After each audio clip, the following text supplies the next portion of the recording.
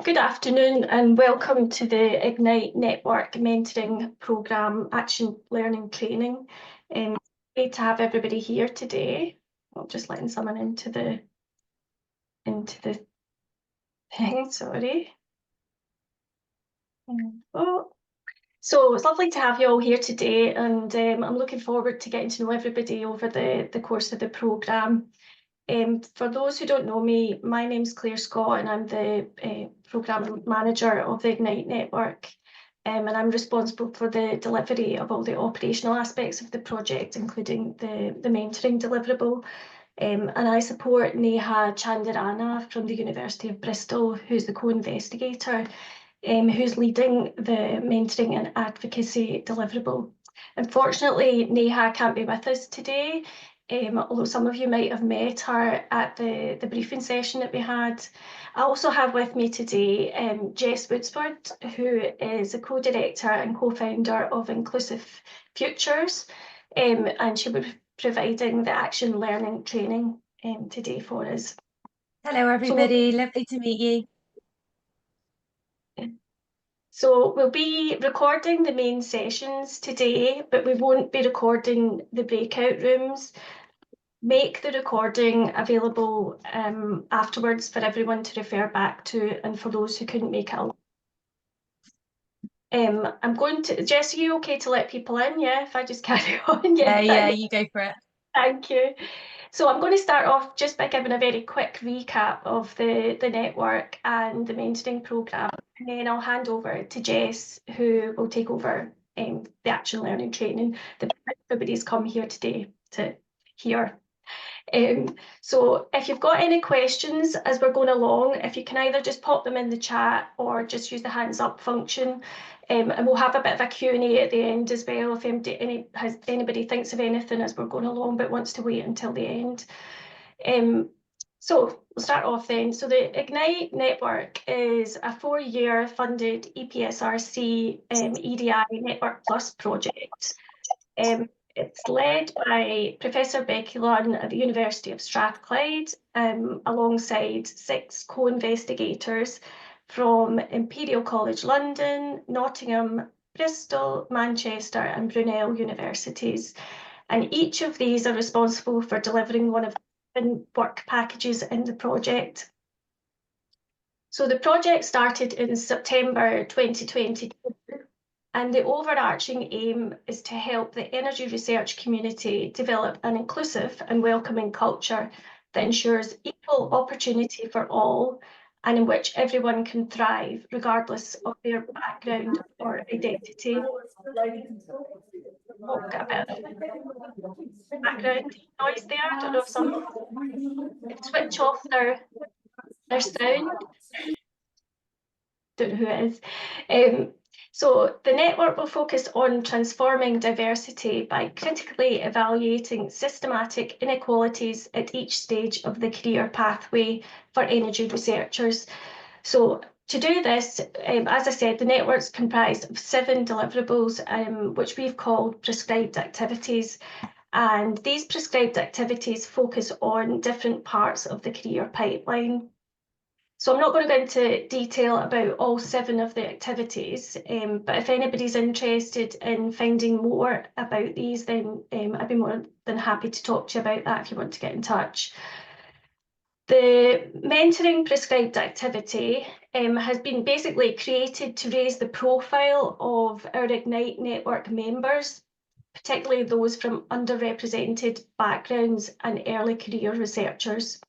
So the overall aim of the Ignite Action Learning Circles is to support the advancement of careers for our network members, to facilitate networking and to help us develop a community of researchers in energy across academia and industry. And we hope that by using an action learning approach in these groups, you'll have the opportunity to share lived experience and to support one another. So everybody has now been assigned to an action learning circle, and we want this process to be reflexive and co-created. We want to make sure that the programme is inclusive and centred around the people, you, who are going to take part in it. but we also want it to be innovative and different to what exists in your own organisations. So through the action learning, we want to make sure that we're all accountable for our own personal development goals while supporting each other. So we really hope that you get as much out of this opportunity as possible, and really looking forward to the training today. And with that, I'm now going to hand over to Jess. Thanks very much. Thank you very much. Okay. Let me make sure I'm all set up.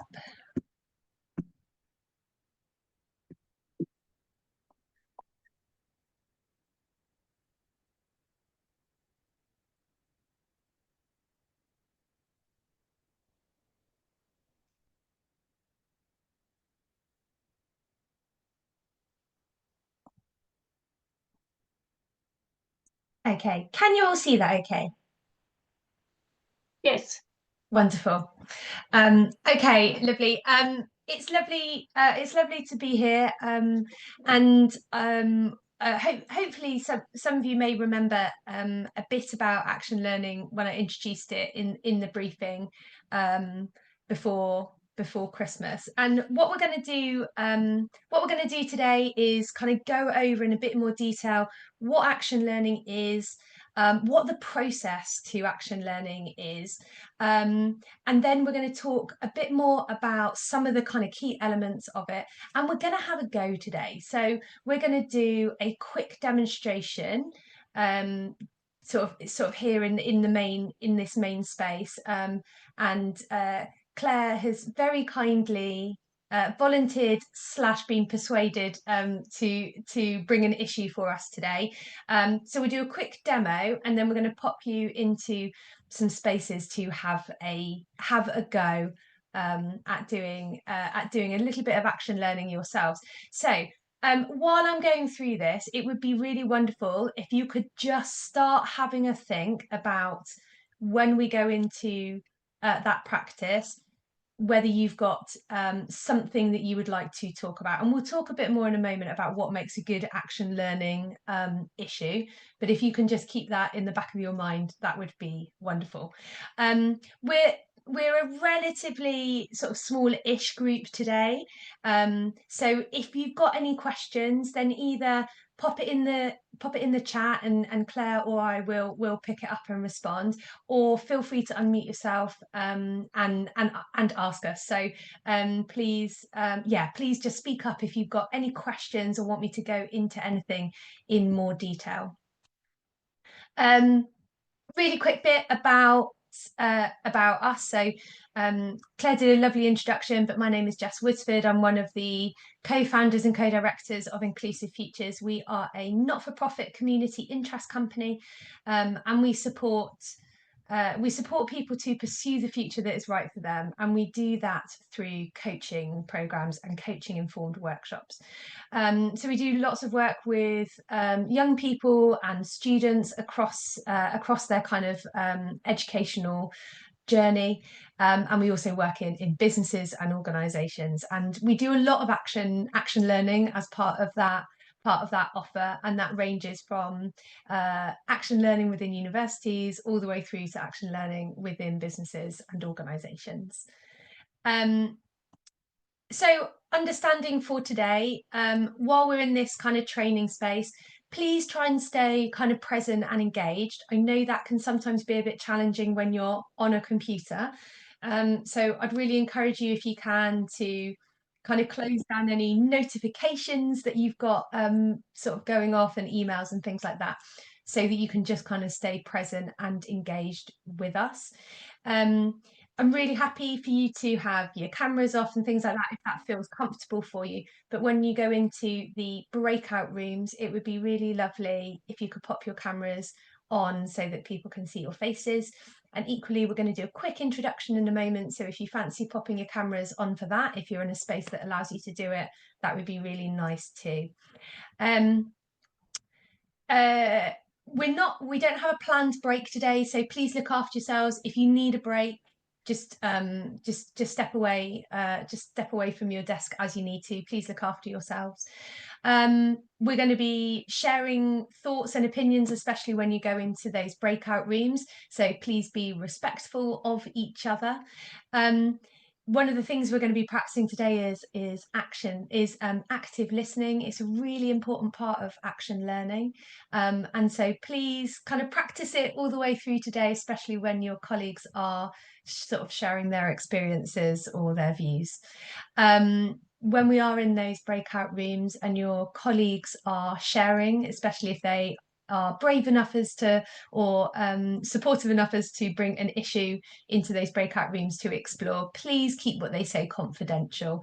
Those conversations and that any content they share should stay within that space. And finally, we're here to learn. I know we always say it in these kind of training sets, but there really is no right or wrong. This is thinking out loud, and sometimes that doesn't make sense straight away, and that is absolutely okay.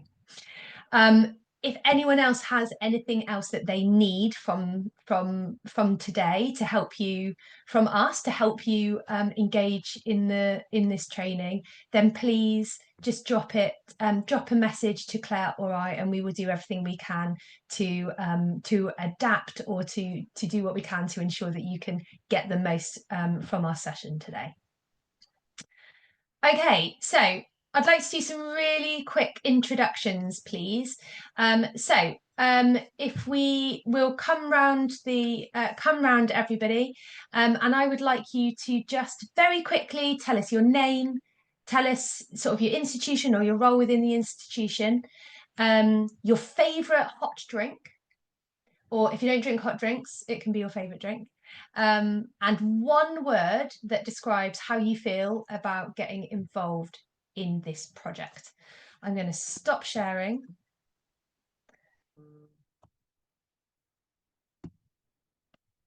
Lovely, I can see some faces. That's always nice. Okay, we're just going to work our way around my screen. Juan, you're first. Just to put you on the spot. Oh gosh, I can't remember what I'm supposed to be doing already. Hello, I'm Wan. I am in the ID Core program, which is a doctoral program for doctors, I guess. And but it's run by University of Edinburgh, Strathclyde, and Exeter. So I put Edinburgh at the beginning just because it's easiest. My favorite hot drink, rather boringly, is tea. I love tea. I was traveling around. I had to bring a bag of PG tips with me, and then I got stopped at customs because I thought it was something dodgy. It was really weird. And one word, uh, is it trepidation? I think. Not in the bad sense, but more because I don't know what to expect from here, and also what the next few months will bring outside of here as well. So I'm like, oh, it might be really busy and I can't use it, but that's where my mind is. Lovely, thank you very much. Kate. Hi everyone, my name is Kate. I am a research engineer at the National Manufacturing Institute of Scotland, which is part of the University of Strathclyde. My favorite hot drink is probably a really good chai tea latte. And a word to describe my feelings about this is curious. Nice, that's a nice one. Daria.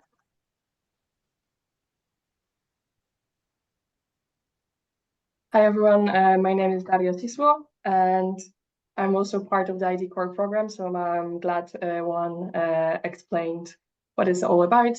So I'm based in Edinburgh, but I also work for a company called Exodus, because part of being an ID Core student means you're doing research for a company.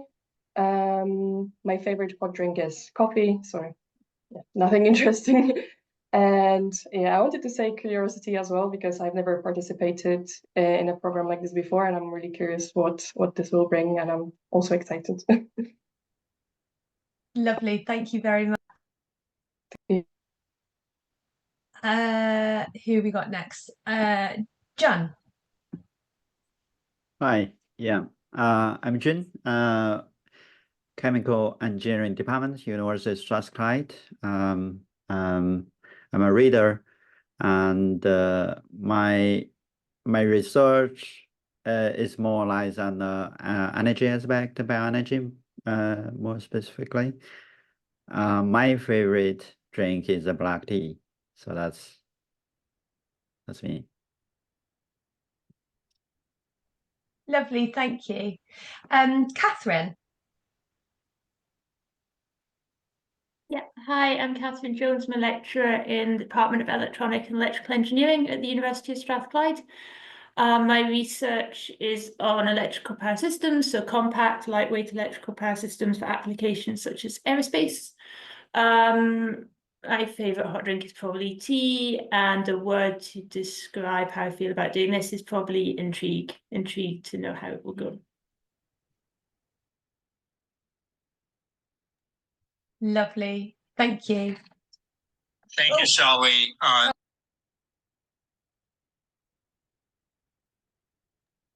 Sorry, my phone decided to go strange then. Fazian. Faizan? I'm saying, how do I pronounce your name? Sorry. Faizan. Faizan. Hello, my name is Faizan Khalid. I am a lecturer at the University of West of England, Bristol, and my area of research is in automotive combustion and related with energy at the moment now. So my favorite hot drink is I think I would say coffee, and one word to describe how I feel about joining this this network is I think yeah, looking for networking opportunities with you know, more peoples within the area. Lovely, thank you. Pip. Hi all, my name's Philippa. I'm a lecturer in sustainability at Anglia Ruskin University. My research looks at just transition, so I'm really interested in how people fit into electrical modelling, power system modelling. My favourite hot drink, I'm drinking some strange concoction of different herbs. It had a really nice picture on it, so I'm just like wine, I generally choose teas that are pretty. And a word about this is open. I'm not really sure what I've signed up to, but I'm happy to go with it. So yeah. Lovely, thank you. Xiao Li, is that how I pronounce your name? Yeah, that's correct. Ah, amazing. Thank you, Jess. My name is Xiaoli Zhang. I'm a reader at the University of Strathclyde, also Department of Chemical and Process Engineering. My work is on decarbonization and net zero technologies. My favorite hot drink is tea. One word to describe is exciting. The reason is because I'm acting as a facilitator for this network or for this program. So I'm excited that not just sharing my experience, but also learning from other team members. So thank you. Awesome, and thank you very much for volunteering to facilitate as well. Thank you very much. Who have we got left? Marius. Hello, everyone. My name is Marius Christodoulides. I am a chemist by trade and have been researching into carbon capture technologies in the private sector. Currently, I'm in between things, so looking for the next right step. And favorite drink, I would also side on the tea drinkers, green tea for me, and excited, if nothing else, for this program.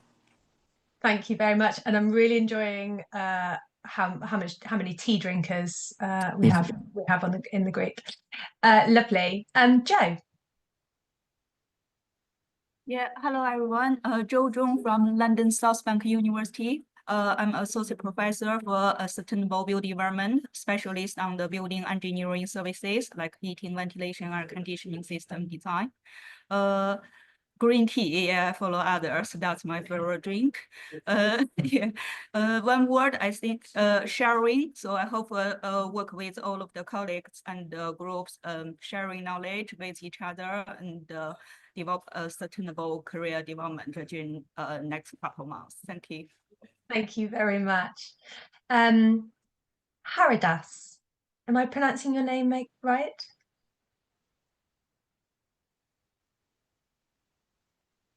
Haridas? Ah, there you are. It's Rohini. Probably it's a surname. Haridas is a surname. Oh, sorry, Pradeep. No, it is. Yeah, It's because it's just the way I read it on your yeah. Okay. thing. Sorry. Hi, I am Rohini, visiting scholar at University of Bath in electrical engineering department. And my favorite hot drink, probably it's a coffee, but I don't drink much anything. And the one word that I'm exciting about this program, because this is a unique kind of program I came across first time. Yeah, thank you. Thank you very much. Priya.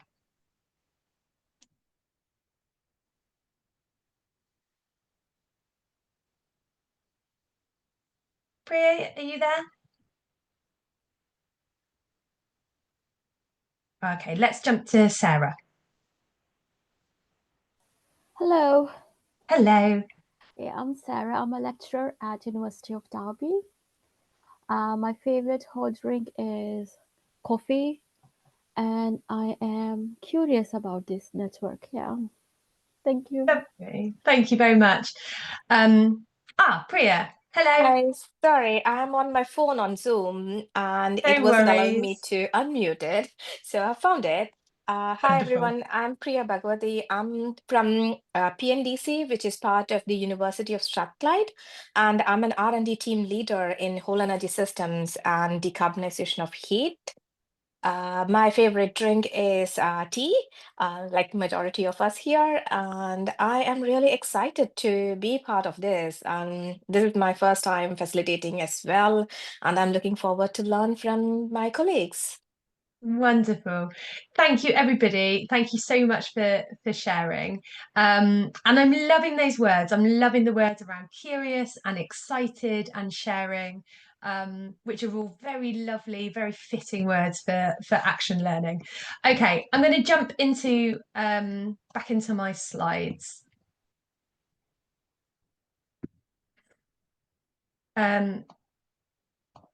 Okay, so we covered some of this in the briefing, but I wanted to just kind of recap about where action learning comes from. So action learning came from was started off by somebody called Reg Revens, and there's a kind of philosophy that sits behind action learning, which is this kind of strong philosophy around how it should be conducted, and it's about being conducted in the spirit of friendship. And what we mean by that is showing up in a space in order to support somebody, and your agenda only being to support somebody in their learning and their thinking, rather than when we often turn up places, we kind of have our own agenda, we have our own things that we're trying to get out of the conversation, whereas action learning is about supporting somebody else. And there's this kind of famous quote that goes along with action learning: there is no learning without action, and no deliberate and sober action without learning. And actually what we're trying to get to there is the fact that when the best way to learn is to do, and to put those thoughts into practice. And when we take action, there is always something that we can learn from it, whether or not it goes the way that we wanted it to, whether or not we get the outcomes that we expected. There's always something that we can learn, and we can use that learning going forward. And that's really the kind of key principle behind action learning. And it's also, action learning recognises that we learn best when we learn with other people, and particularly people that we have something in common with and we have some form of shared experience with. And action learning is based on asking kind of searching questions and helping people to find reflection. And so these are some of the kind of key principles behind action learning. So first of all, confidentiality. It's really important that our action learning sets are confidential. So what is discussed within those action learning sets should remain within those action learning sets. You are really welcome to take your learning and your experience out and to share that if that's what you want to do, but other people's content, thoughts and feelings, it's really important that that remains within your set conversations. So and that's so that your set members can feel comfortable to speak freely without having to worry or censor what they say. Action learning should be done from a judgment-free space. So we're not there to judge people on what action they do or don't take, or what their kind of thinking or views are. We're just there to support from a non-judgmental space. And really fundamental is we are there to ask questions rather than give advice and our own experience. And that really is the power behind action learning. We facilitate other people to find the answers that are best for them. Now, that doesn't mean that we don't learn from other people's experiences. We absolutely do, especially when other people are sharing the issues that they've experienced. But when we are supporting somebody with their issue, it's not about jumping in with what you would do in that situation. It's about supporting them to find the answer that's best for them. When we're setting actions within action learning, those actions should feel stretching. They should push you to try new things or to come at things from a different perspective. But they should always be things that are within your control and things that are achievable. And it's also about recognizing that one of the things we get from action learning is we learn about the way that we learn. And so it's that kind of metacognitive thinking. We notice, we learn about ourselves and about how we show up and how we react in different situations, and then how we want to apply that awareness going forward. So what does all that mean in practice? Well, an action learning set is a small group where the membership stays consistent. So as Claire mentioned, you've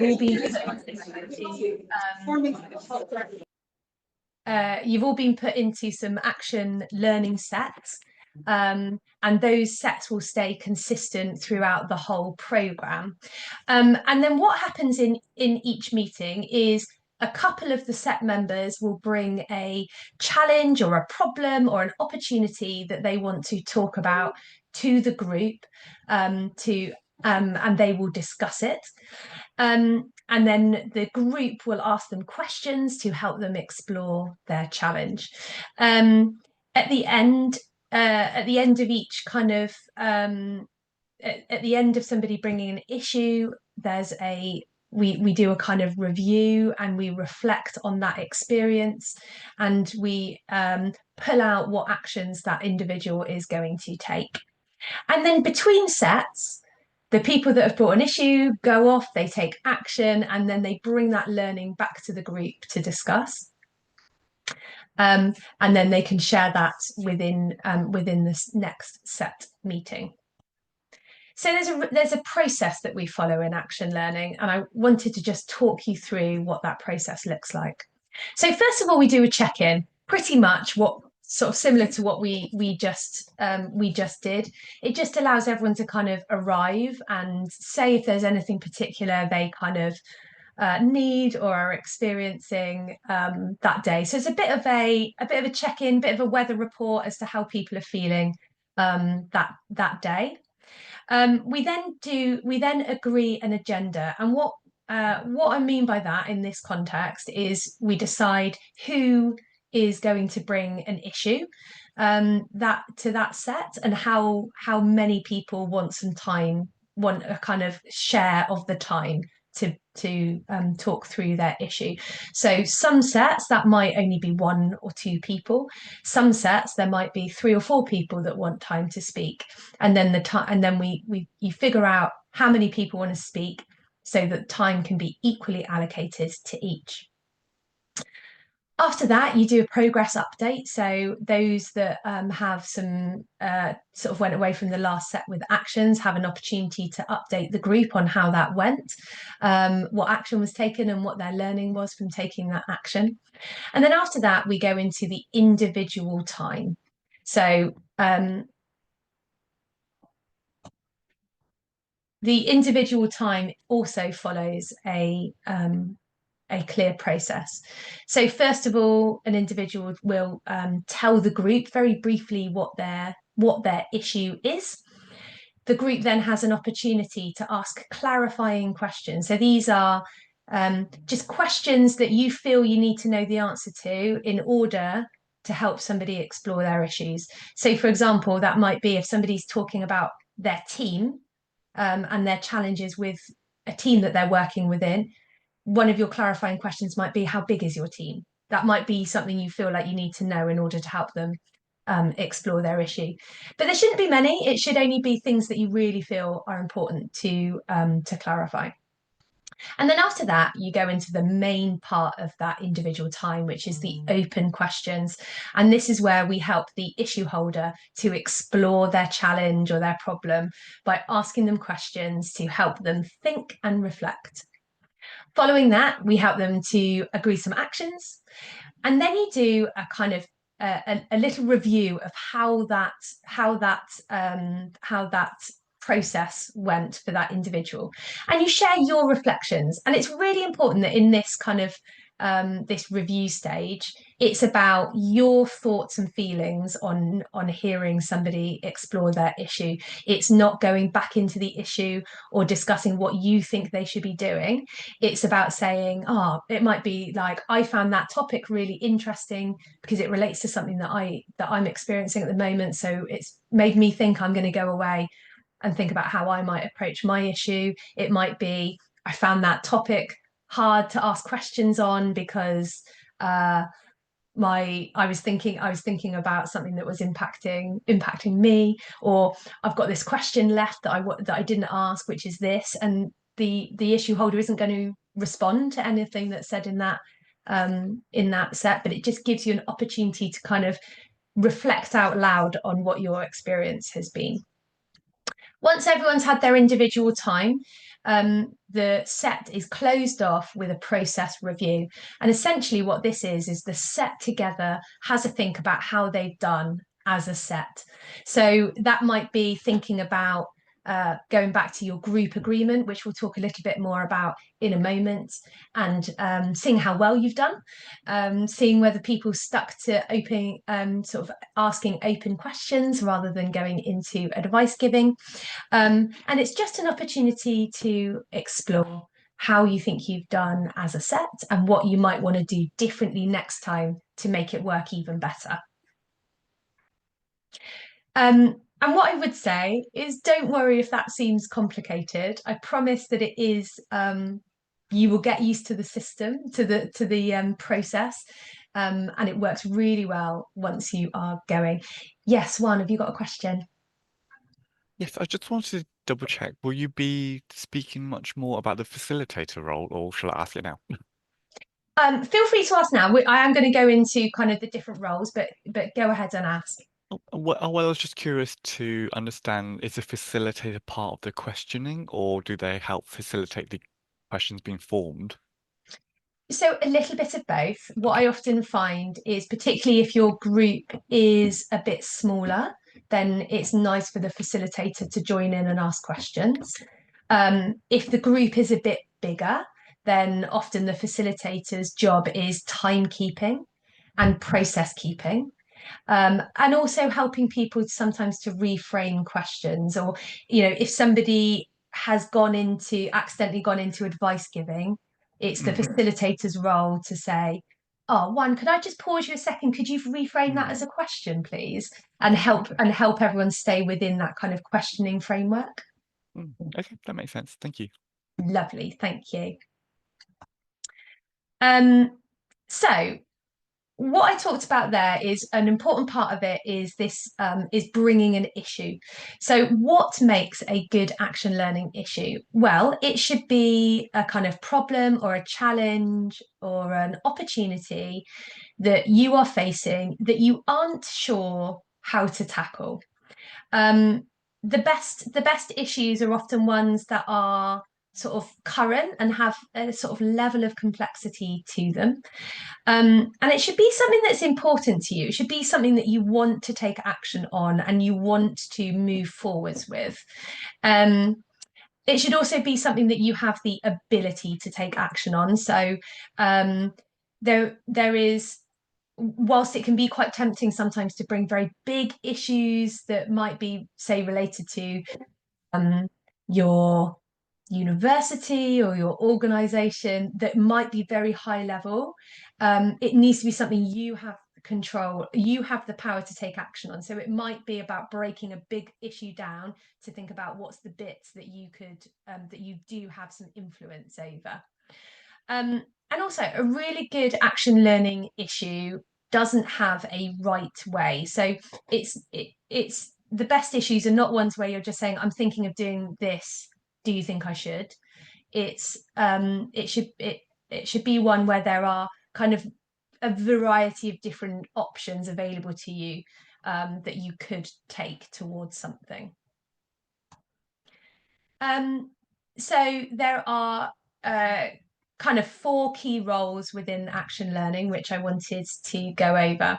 So first of all, the issue holder. So these are the individuals that have put their hands up and said, yes, I would like a chunk of the time to talk through my issue.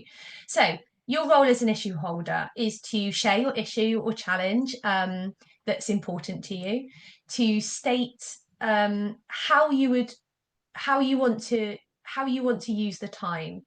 So stating your challenge, but thinking about what is it that you want the answer to. So what I often do when I'm facilitating is I ask that issue holder to kind of, after they've shared their issue, to frame it as a question for the group. So that might be, how might I find a solution to this, or how can I make a decision, or who might support me to do something. So it's sort of framing it into a question, because that really helps your set members to know what questions to ask you. And then the other thing that the issue holder does is kind of state what support they want from the group. So it's just making sure you're clear how you want to use that time with the group. So then our set members, your job is to listen to the issue holder in a non-judgmental way, to ask open questions, to hold back from giving advice and opinions, and to also work together and to sort of notice when someone else is asking a question, and to let your questions kind of build on each other. And again, that will come with time.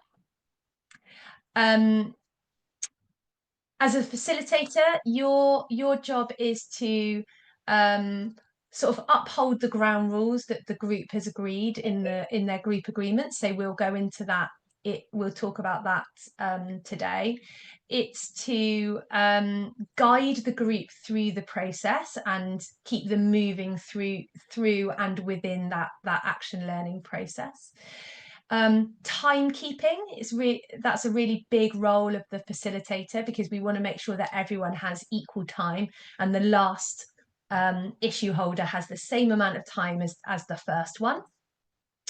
It's to model and encourage open questioning. So I gave an example there that if somebody slips into giving their opinion or their advice, it's to kind of just notice that and ask them if they can reframe it into a question, and to also ask open questions yourself. And then when you're doing that process review at the end of the set, your job is to kind of encourage honest feedback, because the set gets stronger meeting when that review is authentic and honest. So if something hasn't worked for a set member, if they speak up, then you as the facilitator can help think about how that can be incorporated into the next meeting. And then finally, as a set, you have some responsibilities. So you have you take responsibility for the set running and to the set. So if you're a member of an action learning set and you can't make a meeting, your responsibility is not to the facilitator. It's not to just email them and say, sorry, I can't make it. It's to reach out to your whole set and let them know that you can't make it because they were potentially relying on you to help them explore an issue. So your kind of apologies and responsibility is to your set, not to your facilitator. Your role is to kind of review how it's running and to speak up if there's things that that you think could be improved to make it work better. It's to provide accountability to your set members. So if somebody needs a bit of accountability to help them take their actions, then that's something that the set can provide. And also it's to build new skills when you are getting used to that kind of open question framework. Those are new skills that you can build. So I wanted to give an example of how that might, how all this might look in practice. So if you had a 2-hour action learning set, the timings of it might look something like this. So the kind of introduction and check-in, that's sort of the first 10 minutes. And that includes putting your hands up to understand who would like to bring an issue. You then have a kind of 15-minute progress update. So that's an opportunity for those that had actions to kind of update on how they've done. You then what I do is I then do a 5-minute comfort break. And during that time, as a facilitator, I basically do my facilitation planning. So I know how many people want to bring an issue, and then I can divide up the time that's left, minus that 15 minutes for the process review at the very end. I can divide that up by people, and I just write down my timings so that I know exactly when each person needs to start and when they need to complete their session, their section, so that as a facilitator I can make sure I keep it on time. And then you have your individual time. That's obviously going to vary depending on how many people want to bring an issue on that day.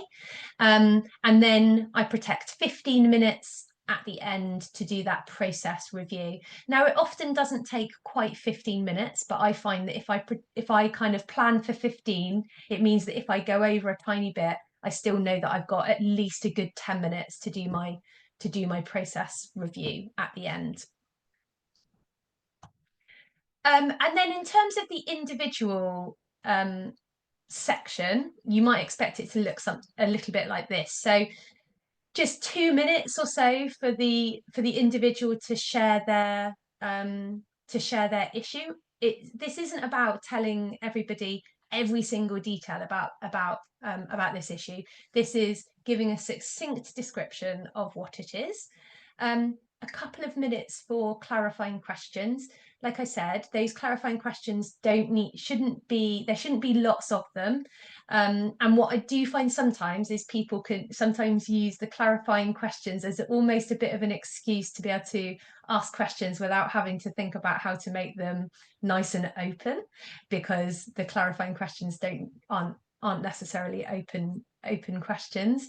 So facilitators, just be mindful that those clarifying questions are used in the way that they're meant to, which is only if they're really needed to get clarity to do those open questions. And then the open question section, as long as possible. So that will depend on how much time you've got overall in your set. And then sort of 2 minutes or so just to pull out what actions that individual is going to take away. What I tend to do in that bit is I will say to the issue holder something like, we've got about 2 minutes left now. Could you tell me what's been most useful about about exploring this this issue today, and what you're going to do with those reflections? So just to help them kind of summarize and then set some actions. And then again, a kind of 10 minutes at the end of that, of each individual session, to do that review, reflect on how that that process went, and to offer any kind of unasked questions or anything like that that each person wants to share. So that is the action learning process. And what I want to do now is talk through the kind of 2 main skills that you need when we are in action learning sets. So a quick question for you all, and feel free to just unmute and shout out your answers or put them in the chat. What do you understand the term active listening to mean? Anyone want to share their thoughts? Listening without thinking about what you're going to say next. Yes. Yeah, lovely. That's a really nice one. Thank you, Priya. Anyone else? Is there something about suspending judgment as well? Yeah. Tell me a little bit more about what you mean by that one. So just being open to what is being discussed and talked about without having any preconceptions, or trying to be aware that you might have, well, we all have biases and preconceptions, but trying to not inform what or distort what's being said. Yeah, lovely. So kind of noticing your own thoughts and your biases, but sort of trying to put them aside. Yeah, I love that. Thank you. Anyone else want to add anything? It means like just not paying attention to the words, but what's the meaning behind that words, what they actually want to say. Yes, yeah, absolutely. Thank you, Rahini. Yeah, absolutely. So there are 3 levels to listening. The first one is what we call peripheral listening, and this is when you are sort of listening, and you're getting the general gist of what somebody is saying, but you are distracted. So I think the ultimate example of this is when you are in a meeting that you don't necessarily think is completely relevant to you, and you are there, and if I asked you what the meeting was on, you could probably tell me the kind of key things that came up, and if somebody says your name, you'll notice and you'll respond, but you are probably thinking about something else. With me, I'm often thinking about food. I'm often thinking about what I'm going to eat for dinner, but you're thinking about something else, or you're doing your emails, but you're distracted. The second level of listening, which I think is where most of us spend an awful lot of our time, is apparent listening. And this is where, for all intents and purposes, you look like you're listening, and you are paying attention, but your internal thoughts are elsewhere.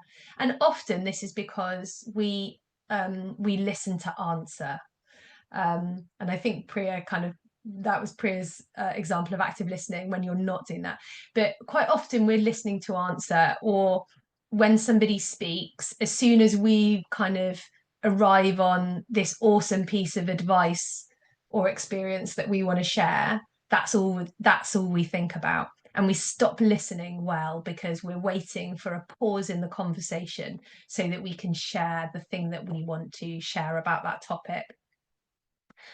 So active listening is when we are fully listening to the person in front of us. We have reduced all the distractions around us. We have, and we're giving somebody our full attention. And we're noticing, like Rahini said, we're noticing what is being said, but also what's not being said and how it's being said. So we're paying attention to all of the information that's being communicated to us when somebody is speaking. It's also about noticing pauses and giving silence. So active listening is not about filling space, it's about giving people space to think. And that's really important in action learning, is recognizing that if somebody's silent, it doesn't mean that they necessarily need another question straight away. It might be that they are thinking and they're processing. And so giving, a really important part of active listening is giving people space and time to think. It's also about turning off the inner chatter. So I think this kind of plays to what Juan was saying about, we all have thoughts, we all get thoughts and feelings that are triggered by things that people say. And it's recognizing and noticing when that happens and letting it pass and focusing back on the person in front of you, rather than like following that chain of thought that takes you elsewhere.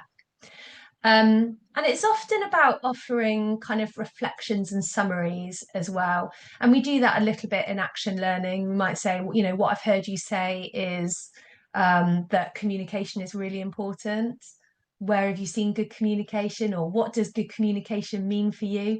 And so you are sort of reflecting back some words that somebody has said, and then asking questions related to it. The other skill that is really important in action learning is powerful questions. So in action learning, we use questions to help people explore topics from different angles and different perspectives. And what makes it different to the way we normally ask questions is, usually in normal conversation, we usually ask questions for us. We ask questions because we want to know the answer to something. We're curious. We want more information. But in this setting, we are asking questions for somebody else. It's not for our benefit. It's a gift. It's to help somebody else explore things from a different perspective. So it's not about you getting information that you want to know. It's about helping somebody else. So powerful questions provide our issue holder with insight. They help them to think and to explore. They are opened rather than closed. And what I mean by that is, open questions can have lots and lots of different answers, and they help open up the conversation and open up the topic. Whereas closed questions are usually binary. They usually have a yes or a no answer, and they close down conversation.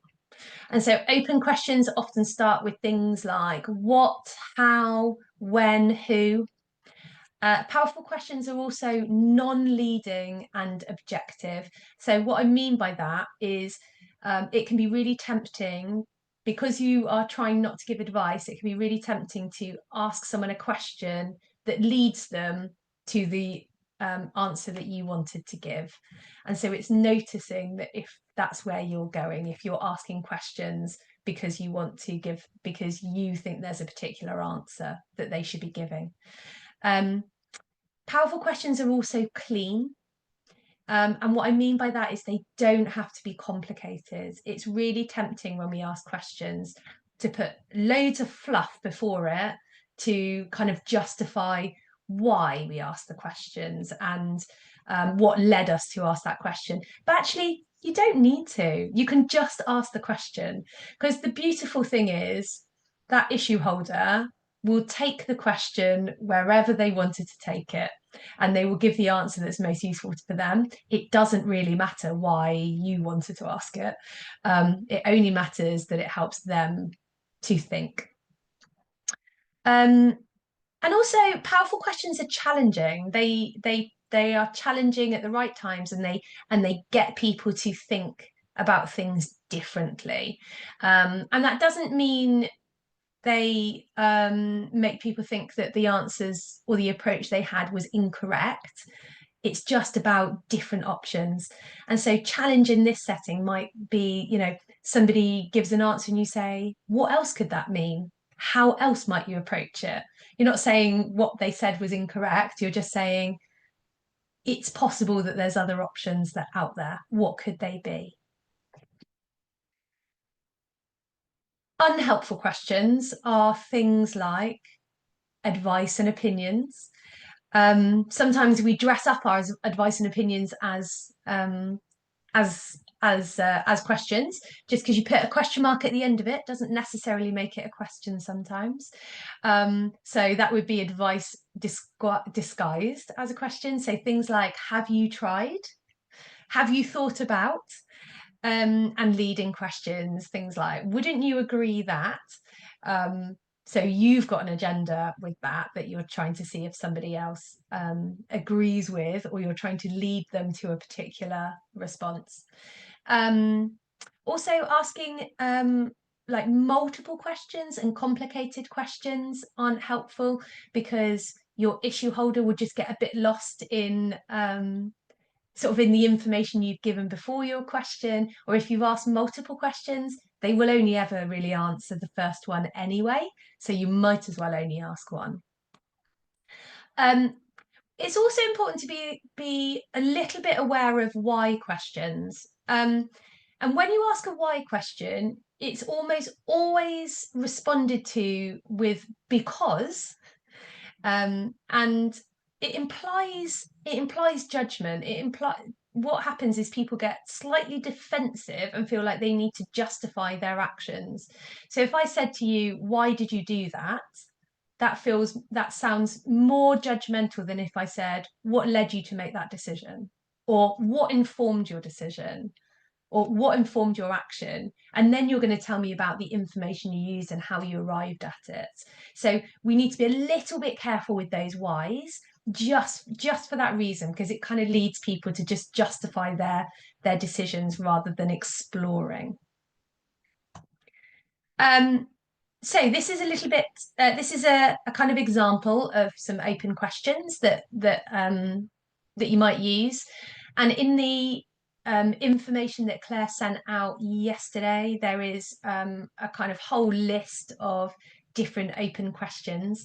So when you're having a practice in a minute, or when you're in your sets, it might be useful to have that document either on a screen near you or a printout if you have access to a printer, so that you can refer to it if you want to, if that feels useful.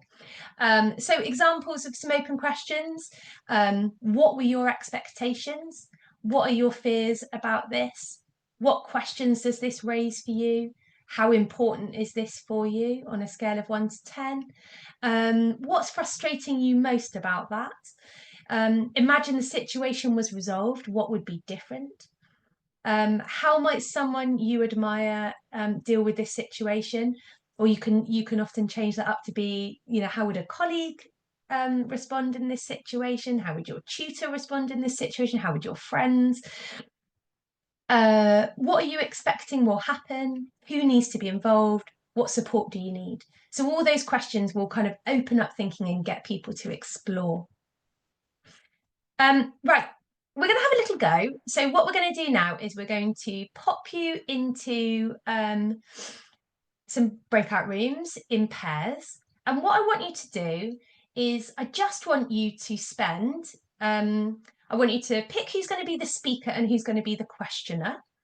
And speakers, I want you to just talk for a couple of minutes on something you're looking forward to in 2025. It can be professional, it can be personal, it's really up to you. And then questioner, I just want you to practice doing that active listening, and then also practicing asking those open questions. So your challenge is to not tell anybody about your views on the thing they're looking forward to or what you're doing yet. It's just to ask them open questions. How will that feel for you to achieve that? What are the challenges you think you might face? Questions like that, just to get them to talk.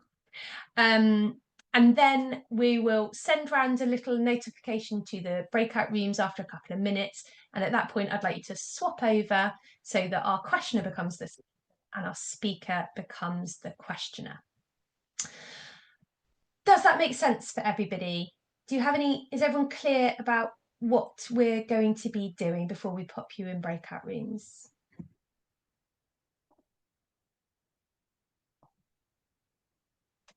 Nobody's saying anything, so I assume that is fine. Wonderful, thank you. Okay, Claire, can you pop everyone into breakout rooms? If we've got any odd numbers, then just have 1, 3.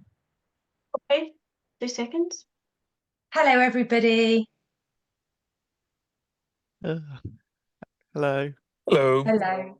Right, before I jump back into some content then, would anyone like to share how did you find it? How did you find kind of staying in that open question frame rather than slipping into advice or opinions?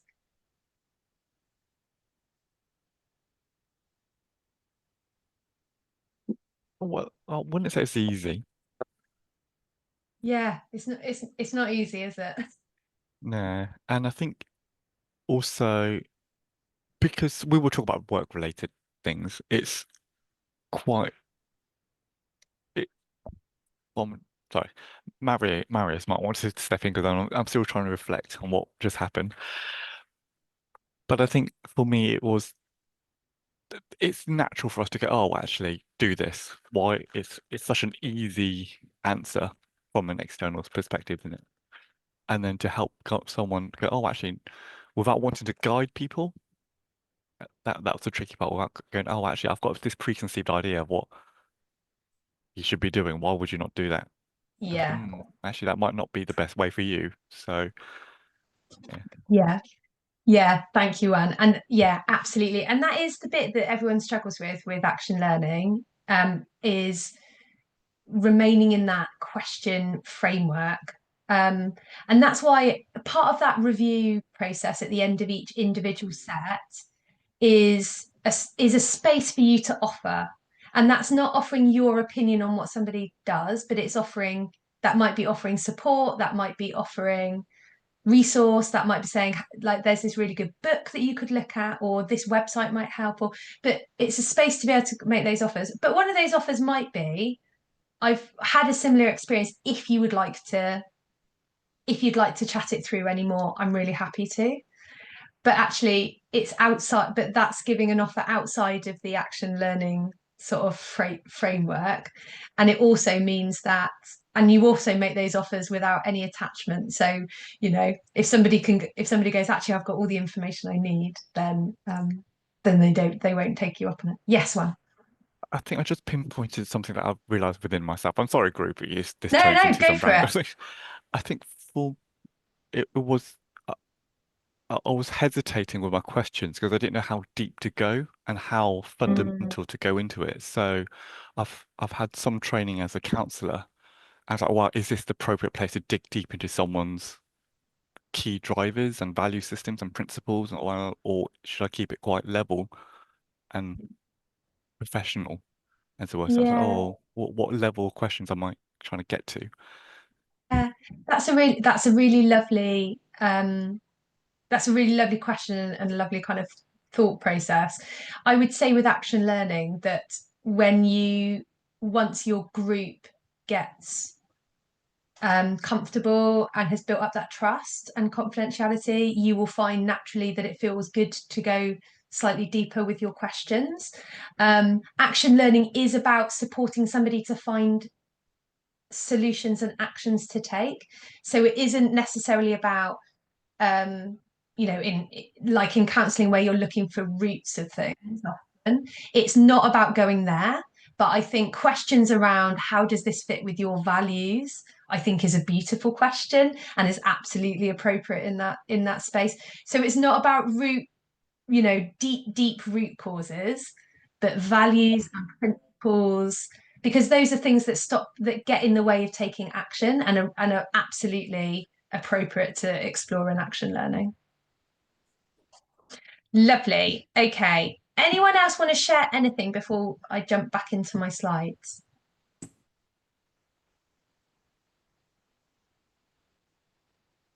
Yes.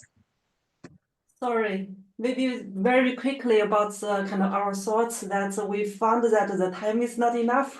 We only managed to talk about one. So yeah, that's probably for us to think about that, keep the time 2 minutes, but also we spend some time to introduce each other, catch up. So. Yeah, I mean, no worries at all, and I appreciate it was only a little bit to almost like flex your like open question muscles. So it was just to kind of get you started. Whereas obviously in the sets you will have longer, and also you'll know each other better, so you won't need to spend that time kind of introducing yourselves every time. You probably will want to on the first one.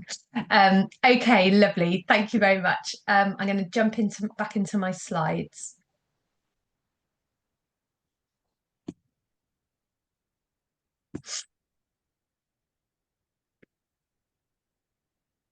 Can everyone see those okay?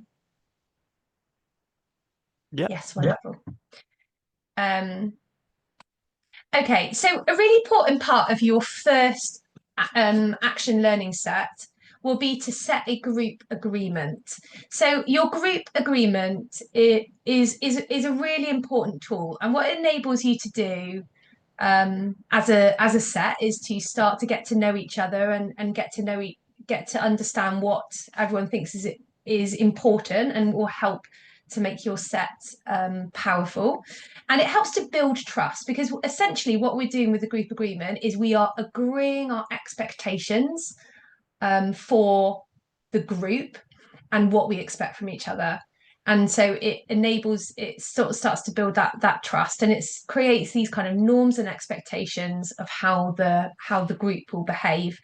It can also help to ensure that any kind of concerns that you've got are sort of set to rest, and you're creating an environment where people feel comfortable to share and to think and to participate fully.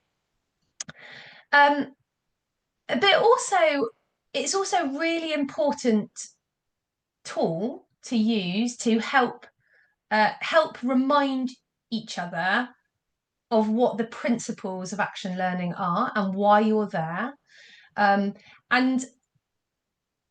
it's a working document, so you come back to it and you use it in that review process to help check in on how you're doing. So two things that have to be in there are, first of all, confidentiality, that everything in those groups are kept confidential. And also the second one is commitment to attend.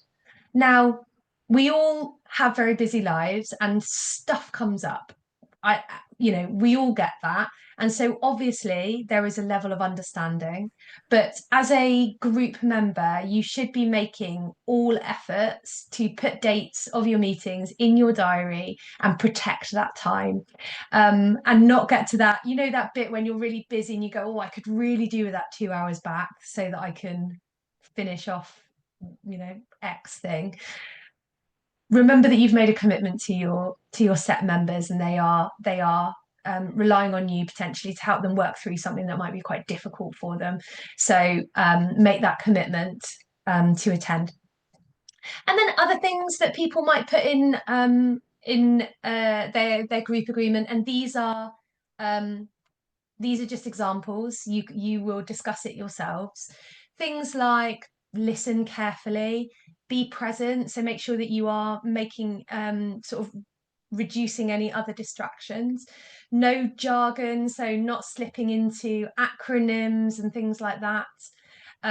Being non-judgmental, being respectful, keeping the humor. So a lot of my groups end up putting in something about it's okay to laugh and it's okay to smile, and it doesn't have to all be super serious all the time, that it's okay to have some humor and within there. You might want to talk about things like note taking. Some people find it really difficult to write notes while they're talking, and they might appreciate it if somebody else offers to take a few notes, or they might want to use a transcription from your meeting. So you can just have those conversations. And also breaks. If you're doing a 2-hour set, that might not be so much of an issue, but sometimes people do action learnings that are more like half a day, in which case you would think about what breaks might look like. I tend to always do a little 5-minute breather between each individual issue holder's kind of set, just so that everybody can kind of stop looking at the screen for a few minutes and just have a little bit of a breather or have a quick comfort break if they need it. So I usually put in a little 5-minute pause, but you can have that conversation as a group as to what you want to look like. One that I haven't put on here, but I think is really important. So I've got 3 sets running at the moment, and they've all included it in theirs, is around the sort of the purpose of being in that set being about finding solutions to problems, not about being there to moan and to just stay in the problem. So that can be something nice to put in there, because when you get these things, when you get these agreed expectations, you can use this to call out problems. You know, in that review process, you can say, we made a commitment to not to use this as a space just to moan or just to talk about the problem. And I feel like this set, you know, this set, we spent a lot of time just in the problem rather than thinking about solutions. And so you can use this as a tool to help highlight how you'd like things to improve going forwards. And so in your first set, it's really important that you ask this question: what will help make action learning impactful for you? What do you need from your group and agreed within your group so that you can turn up to an action learning set and think out loud and talk freely without worrying about what you're saying or feeling like you need to you need to be really careful about what you're saying? What do you need from your group so that you can be authentic and clear and confident to speak freely? And so it's a really important conversation, and that's something that our facilitators will need to help facilitate in that first session. And it's just asking this question. I often use like an online whiteboard platform. You know, they have them in Teams, they have them in Zoom. I often use like a Miro board or any of those kind of platforms, so that I give everyone a couple of minutes to think about that question, and then we can all go onto an interactive shared space and jot down those answers. And then I will take a PDF or a screenshot of all those notes, or write them up, so that then we have a shared document that we can all refer back to. Okay, so what we're going to do now is have a little quick demo, and it's not going to be a very long one. So Claire has kindly agreed to kind of bring an issue. So I'm going to facilitate us through the process while we're doing this. It's just going to be a small demo. But when we get to the open question part, I would really appreciate it if you could just jump in, a couple of you, and have a go at asking Claire some open questions. And don't worry if they don't come out as smoothly as you want them to. That is absolutely fine. We're still all practicing. But also, please remember, anything that Claire says should be kept confidential within this training space. Okay, lovely. I'm going to stop sharing. Claire, does this still feel okay for you to be our guinea pig for this? Yeah. I've got my my issue already. Wonderful. Okay, so like we talked about, the first part of the action learning process is the sharing of an issue. So Claire, please could you just briefly tell us what your issue is? So I would like to find time to do a course that's really important for my career, and I'm just struggling to carve out that time. So that's my issue. Lovely. Very succinct. I love it. Okay, could you just thinking about how the set can help you today, could you sort of almost put that into a question for us? What's the kind of question you'd love to try and answer today? Right. So the question is, how can I carve out space within my day, my working day, to undertake this course? Lovely. Thank you very much. Okay, so now we move to clarifying questions. So has anyone got any questions they feel they need to know the answer to in order to ask open questions? I will kick us off because I do have one, which is, Claire, how much it's also very open, but how much time is needed for you to complete this? So I probably need about 2 hours per week over a period of a month, probably. Okay, lovely. Does anyone else have any questions they feel they need to know the answer to for us before asking it open questions? One question from my side is like, does the course have like a minimum time you need for each break that you take, or how multi-split is the course? So it is quite, so it can be flexible. So I'm doing it in my own time. It's a course that has an exam at the end of it, and it has to be done within a specific time frame. So I could possibly look at doing it more time one week and less time another week. So I need to study towards this final exam. Okay. Sorry, actually, that wasn't my question. I'm not sure if I'm allowed to ask a clarification question. So, like, sometimes there are tasks which need like, oh, I need a solid 2 hours to do that. And sometimes it is like, oh, I can actually do some for 30 minutes and then come back to it later. So is that kind of flexibility possible with the type of course you're taking? Yes, it is. Yeah, I could. Yeah, I could do that. Yeah. Okay, thank you. Right, so let's move into the open question frame. So as a reminder, this is just questions that will help Claire explore that that challenge of how she carves out time in her working week to complete this course. So it's not because it's not questions for you to get the information you want, it's questions that will help Claire explore.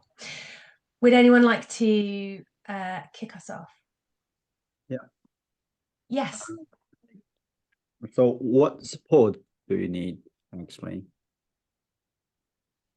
I probably need support from my line manager to sort of, I don't know, take some responsibilities from me to allow me to have that time, I suppose. Yeah. To your line manager about this? Not directly. We've kind of spoken about it, but not really about how we manage my workload and things like that. So we've spoken about the course, but we've not spoken about how I actively manage that to be able to do it.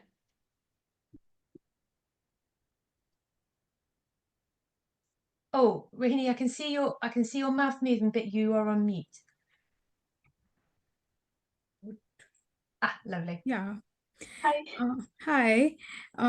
Could you explore the another option like a self-paced learning courses and without going for the formal enrollment? So Rohini, I'd say that's a little bit of a leading question. What I heard there is around sort of like what flexibility or what other options there are possibly.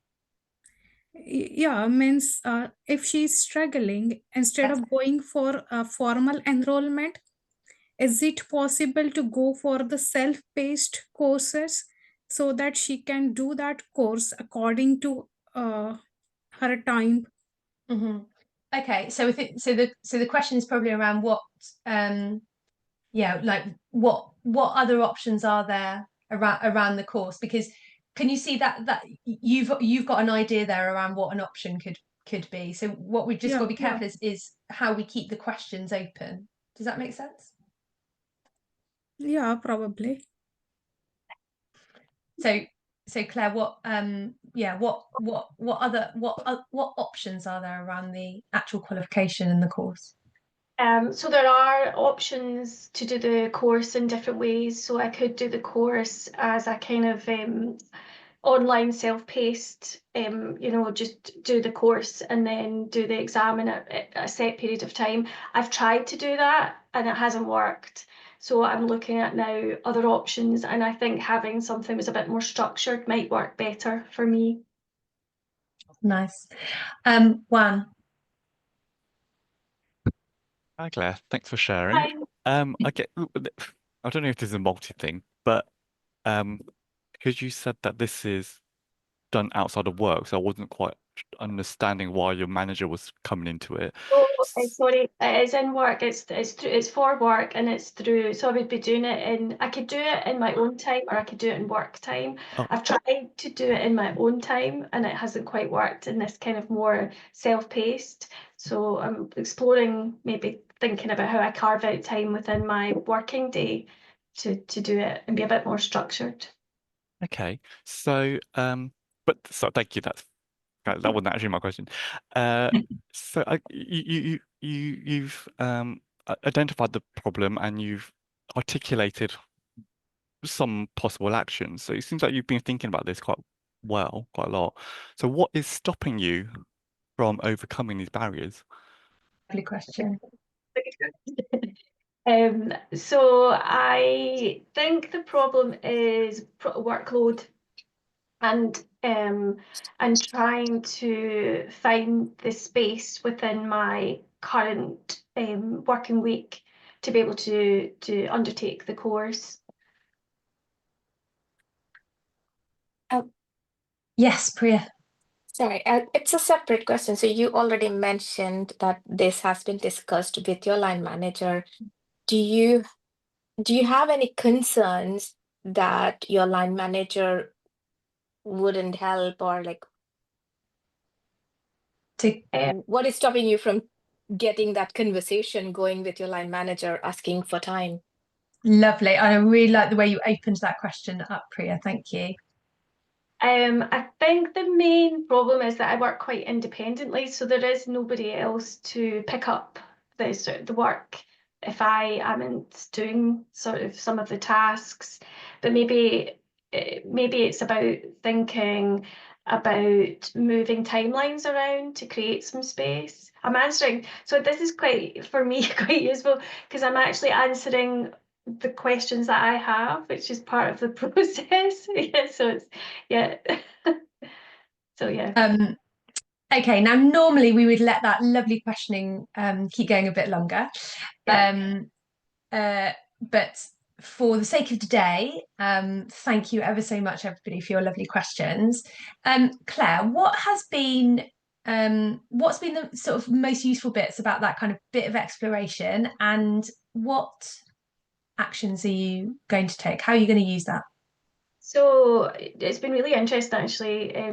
And I now will have a conversation with my manager and think about how to carve out time, how to move some things around to give myself more space within my working day to be able to undertake the course.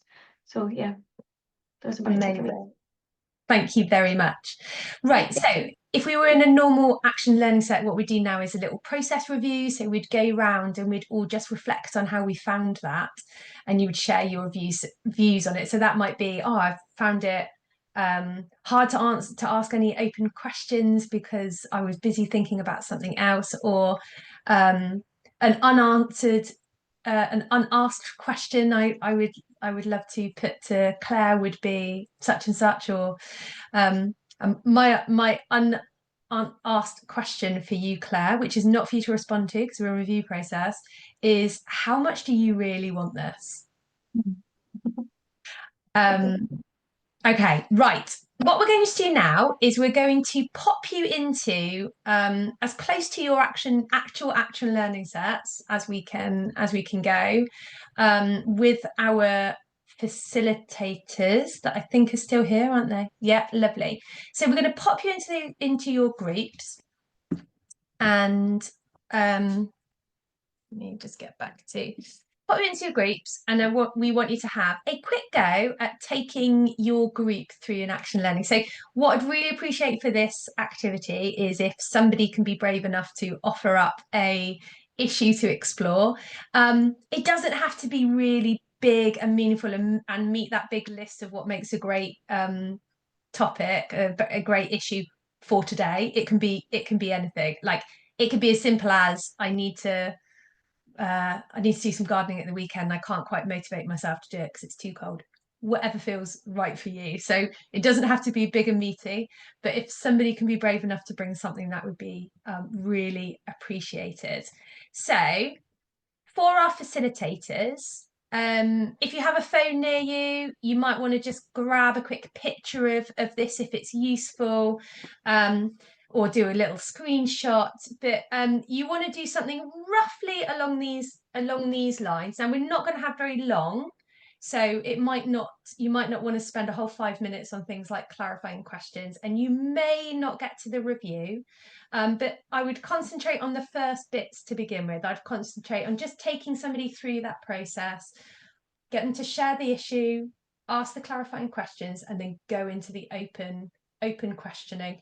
If you manage to get to the other two stages, you get to agree some actions and do a review, then brilliant. But don't worry too much if you don't quite get there, because we're only going to have about 15 minutes in this set. So Claire, have you got the breakout rooms ready? Yep, I'll just open them now. Okay. Wonderful. All right, thank you very much, and enjoy. And yeah, don't worry too much if it doesn't go completely smoothly. That's fine. So everyone's going to jump in now. Right, hello everybody. Okay, Claire's had to shoot off, so I'm going to do the kind of last bit of closing for us. I've only got one more slide that I want to talk you through, but before I do that, would anyone like to share their experience of having a go at doing some action learning in your sets? Yeah, for our small group, so we have spent more time on the clarifying questions. So we didn't manage to get to the point raising any open questions. So a bit slow, but we try to practice later on. Yeah, lovely. So something to just notice for your first set then, because actually those clarifying questions should, like, I would only normally expect to hear maybe 2 or 3 clarifying questions, because I think we need clarity, but that's because we want it for us. Actually, the person in front of you, the issue holder, already knows those things. So unless it's a question you need the answer to, and you feel unable to ask open questions without it, then they're not necessary. But often the clarifying questions are for us rather than the person in front of us, if you get what I mean. So yeah, just notice those clarifying questions. But thank you, Jen. That's really useful to hear. Anyone else? Yes, Daria. Yeah, I think it's quite interesting to like delve deeper into like your challenges, because quite often, like when I meet with my supervisors, I'm always trying to like show them that I'm doing well and I have an idea what to do next. So it's interesting to be like quite open with like, oh, actually I'm very lost and I don't know what to do, and like feel like show this other more vulnerable side of things. Yeah, thank you so much for sharing that. And yeah, it's so valuable to give somebody a space where they can just go, I don't know what I'm meant to do. Actually, I don't know what the right decision is here. Yeah, thank you. And actually, what I would encourage you all to remember is, if all you manage to do in your action learning is give somebody a bit of space to feel heard, then you've given them a really powerful gift and opportunity, because we don't often get that in everyday life, just to be heard without judgment and without people trying to jump in and tell you what you should do. So yeah, if all you do is just listen, and ask 1 or 2 questions, then you've given somebody something really nice. Okay, wonderful. I'm going to jump into my final slides and then we will close up for today. So the final thing I just wanted to go over was this process review. So to close a set, so you do your individual time, and then you close it off by doing a process review.